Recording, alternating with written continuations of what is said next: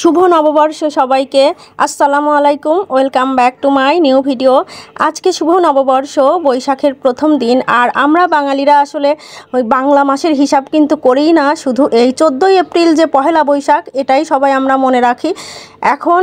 আর আজকে থেকে আমি আর কি পান্তা ভাত খাওয়া স্টার্ট করলাম, এজন্যই আর কি শুভ নববর্ষ বললাম সবাইকে। আর আমি কিন্তু এই শুভ নববর্ষ পালন করতেছি না, মানে আজকে জানান দিলাম আর কি সবাইকে যে আমি আজকে পান্তা ভাত খাওয়া শুরু করলাম আজকের দিনে।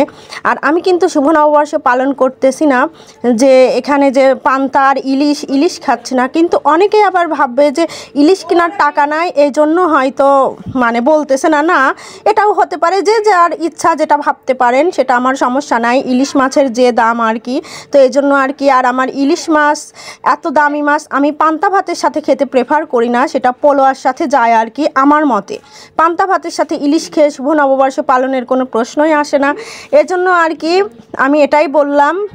পোলোয়ার সাথে যখন ইলিশ খাবো তখন সেটা দেখাবো। এখন পান্তা ভাতের সাথে মরিচ আর কাঁচামরিচই যায়। আর তো পান্তা ভাতের সাথে কাঁচামরিচই কিন্তু যায়, আমার মতে ভালো লাগে। আমার অন্য কোনো কিছুই পান্তা ভাত দিয়ে খেতে ভালো লাগে না, তো এই জন্য আমি মানে কয়েকটা কাঁচামরিচ নিয়ে নিচ্ছি। আর আমার প্রচুর ঝাল ভালো লাগে, এজন্য পান্তা ভাতে কাঁচামরিচটাই বেশি খায় আর কি। তো আজকের দিনে থেকে আমার পান্তা ভাত খাওয়া শুরু। এই গরম যতদিন থাকবে আমি ততদিনই পান্তা ভাত খাবো।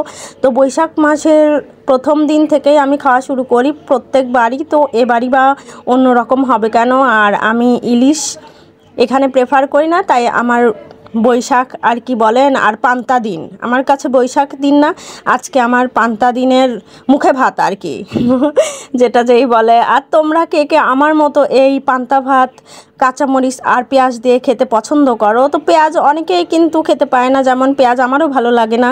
পেঁয়াজের গন্ধটা কেমন, কাঁচা পেঁয়াজের গন্ধ আমার কাছে ভালো লাগে না। কাঁচামরিচের যে ফ্লেভার, ঝাল ঝাল খুবই টেস্ট লাগে।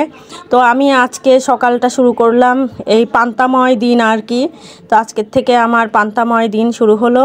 তো কে কে এরকম আমার মতো কাঁচামরিচ দিয়ে পান্তা ভাত খেতে পছন্দ করো সেটাও জানিও। আর তোমাদের বৈশাখে তোমরা কেমন কাটালে সেটাও জানিও। আর পহেলা বৈশাখ কিন্তু আমাদের জন্য অনুষ্ঠান না, কিন্তু এটা আসলে আমাদের উৎসব না। তো ধর্ম যার যার, উৎসব সবার। এটা কিন্তু আমি কোনো উৎসব পালন করি নাই, আজকে থেকে আমি পান্তা খাওয়া শুরু করলাম, সেটাই জানালাম। আজ এ পর্যন্তই। আর আমি একটা কুলা কিনেছিলাম শুভ নববর্ষ উপলক্ষে, সেটাই তোমাদের সাথে শেয়ার করলাম। তো কেমন লাগছে কুলাটা সেটাও জানিও। আল্লাহ হাফেজ।